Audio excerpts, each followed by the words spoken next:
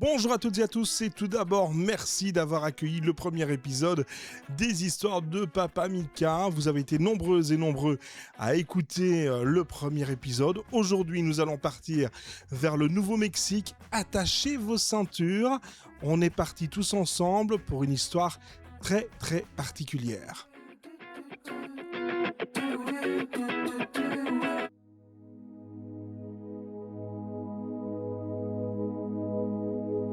Imaginez que vous perdez le lien le plus sacré de votre existence. Pas un être cher, non.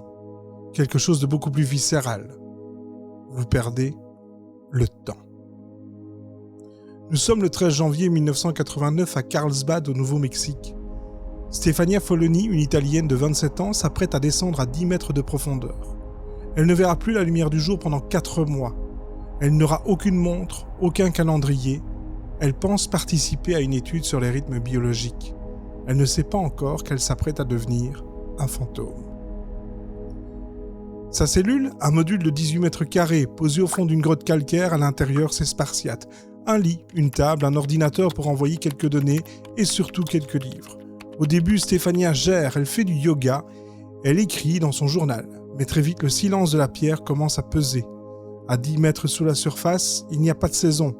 Il n'y a pas de matin, il n'y a que le présent, étiré à l'infini. L'équipe de chercheurs l'observe via des caméras 24 heures sur 24 et ils voient ce qu'elle ne voit pas. Stefania est en train de glisser. Le premier fil qui lâche, c'est son horloge interne. Sans le soleil pour donner le tempo, son cerveau invente sa propre partition. Ses journées ne font plus 24 heures. Elles s'étirent. Elle reste éveillée pendant 20, 25, parfois 30 heures d'affilée. Puis elle sombre dans un sommeil de plomb pendant 15 heures. Son corps est perdu. Elle perd l'appétit. Elle fond à vue d'œil, 7 kilos évaporés dans l'obscurité. Et puis il y a la solitude, celle qui vous fait parler au mur. Elle commence à donner des noms aux 2 souris qui partagent son module. Elle est seule avec ses pensées. Et dans le noir, les pensées finissent toujours par devenir des ombres.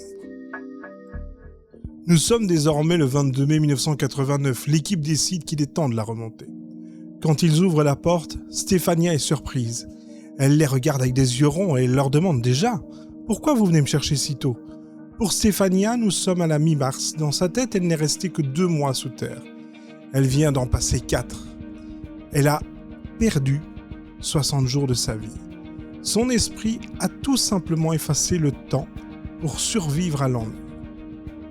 Quand elle remonte enfin à la lumière du Nouveau-Mexique, celle-ci lui brûle la rétine.